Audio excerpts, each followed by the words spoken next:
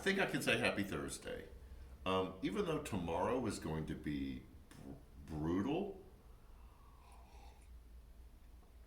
wind chills below zero, and the high in the 20s and teens for lows. Christmas is right on the other side of that. So we're gonna say happy Thursday anyways. Um, I pick up. Let me not say I pick up.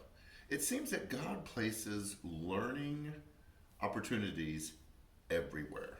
Romans says that. Paul said in Romans 1:20 that God has placed himself in all of creation, that we can find him everywhere.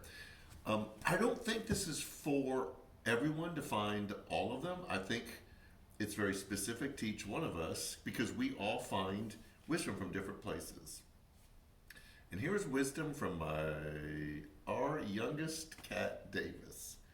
Um, those of you who follow me on Facebook on my personal account have noticed that I post pictures and videos of our cats because right now they're our kids since our kids are adult and live in North Carolina. Our oldest cat, Murphy, is 10. We chose him, but our other two cats kind of chose us. Our second oldest one, Ellie, chased us down in the neighborhood when Janet and I were walking.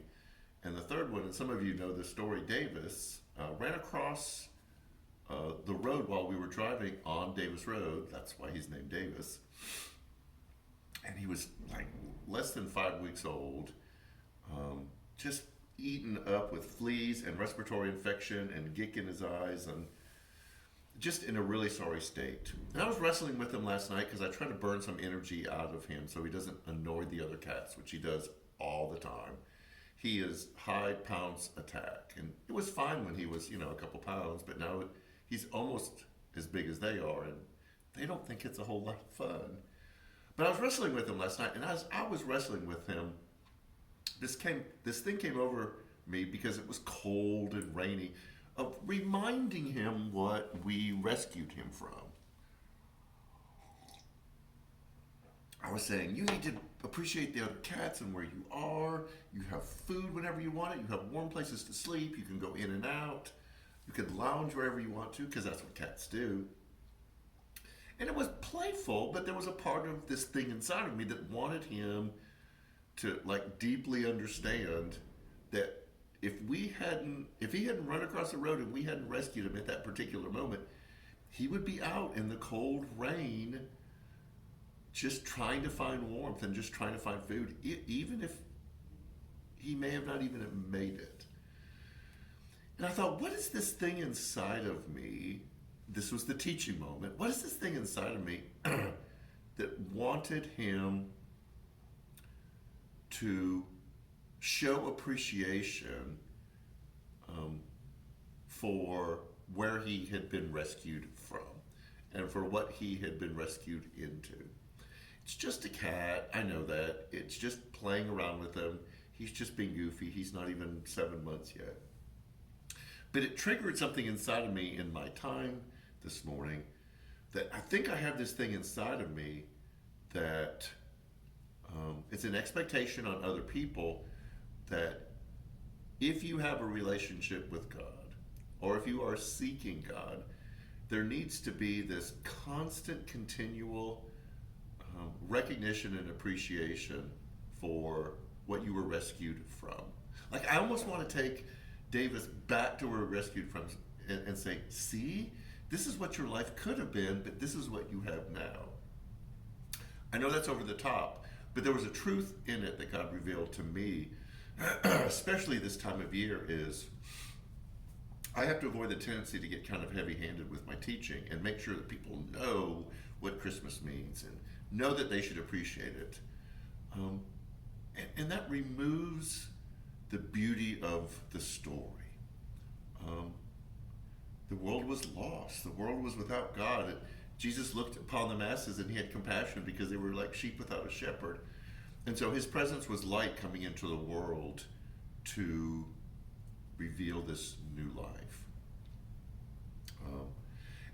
I don't want to be continually drug into past mistakes in my former life and go see, this is the way you were. You need to appreciate where you are now.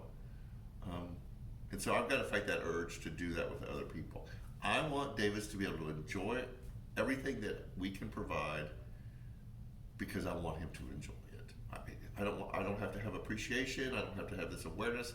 I don't have to have this acknowledgement like, our life would have been so hard if you hadn't rescued us. And I want to incorporate that into my understanding of God's relationship with me and God's relationship with everyone.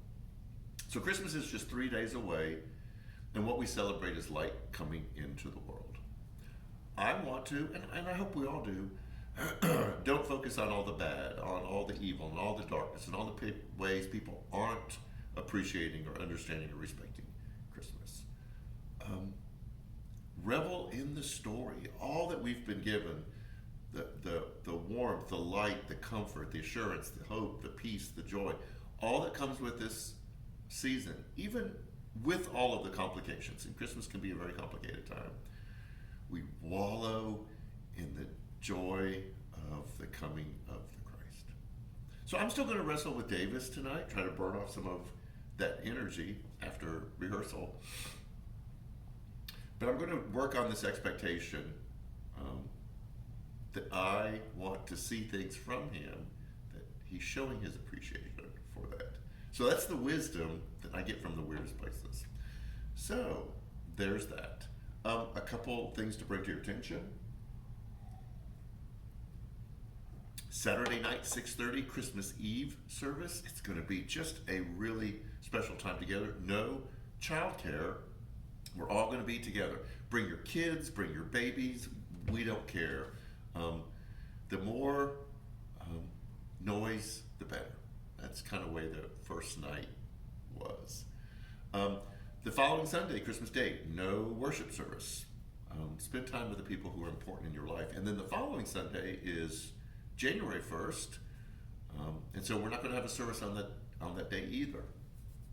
I hate to say this is just part of reality because of the septic system that we're still paying for. Thank you for those of you who gave so generously to it. We've still got a long way to go. Since we won't be collecting an offering on the 25th or on the 1st, it would mean a lot to us if you could find a way to make sure, if that's part of your belonging to a community routine, that you would find a way to do that the end of the year and the beginning of next year. We're taking a chance by canceling Sunday services.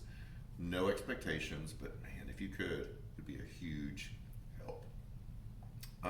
Everything starts back in January, the 8th worship service, women's Bible study, man cave, after party, all that starts back up after the first of the year. You can find out everything you need to know online. Like us on Facebook, smash the subscribe button on YouTube, download the app. That's a great way to stream the service. Christmas Eve service will be streamed. So, I'm going to enjoy this last day before it gets really kind of nasty. Hope to see you Saturday night at the Christmas Eve service, either in person or virtually. So stay warm and take care.